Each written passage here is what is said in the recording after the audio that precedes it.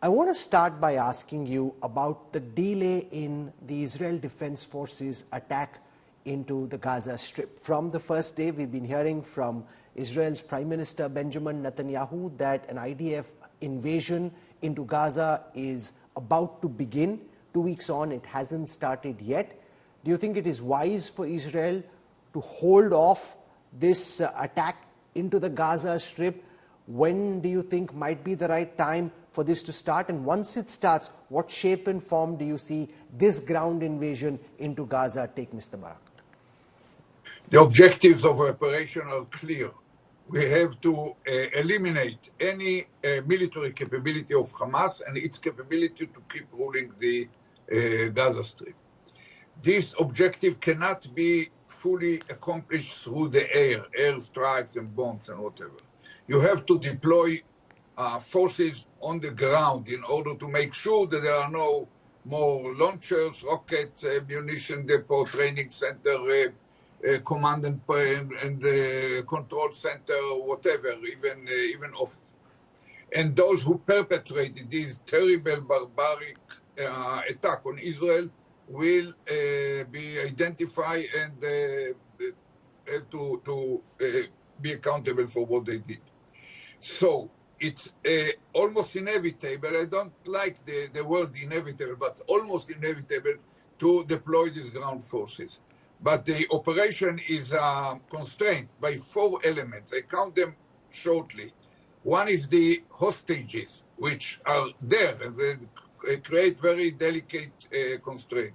Secondly is the risk that it will spread to the north, to the Hezbollah in Lebanon, probably some others, and become a regional war.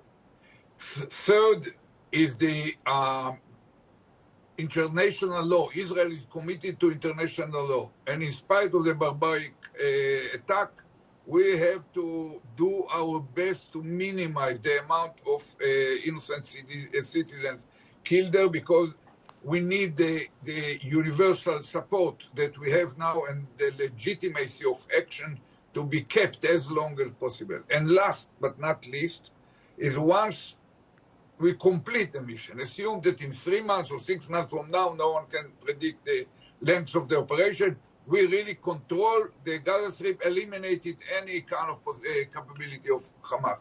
Still, there is a question to whom we pass the torch. We do not plan to stay there for the next 20 years or so.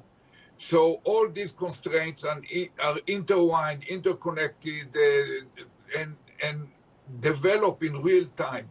So none of us can give a trajectory or predict exactly how and Mr. Barak, I want to take all of what you said one by one, and I'll start with the situation with the hostages. 2 Israelis, 2 Americans have been freed, drawing global attention and emotion within Israel about the plight of the 224 hostages who, at last count, the IDF says are still with Hamas terrorists. In the past, Israel has negotiated for the release of soldiers. Does it make sense for Israel to be in some kind of a behind-the-scenes negotiation with the Hamas through Qatar for the release of these hostages, or do you think this is a time when Israel should absolutely not negotiate? I want to complete the first answer, and it will explain the second one. Okay. Only those who are in control of all the details, the data, the nuances, and the real-time development can make the decision. We cannot make it on TV. So we put it at the head of War Cabinet, added 2 leaders from the opposition. Both of them were commanders of the armed forces of Israel. One was even the Minister of Defense until a year ago, and we have to trust them. Now to your question. Hostages is very sensitive because we have a moral and basic commitment to them. They are there because Israel failed in protecting them before they were hijacked. So it's a very major consideration. Until now, only 2 of them were released.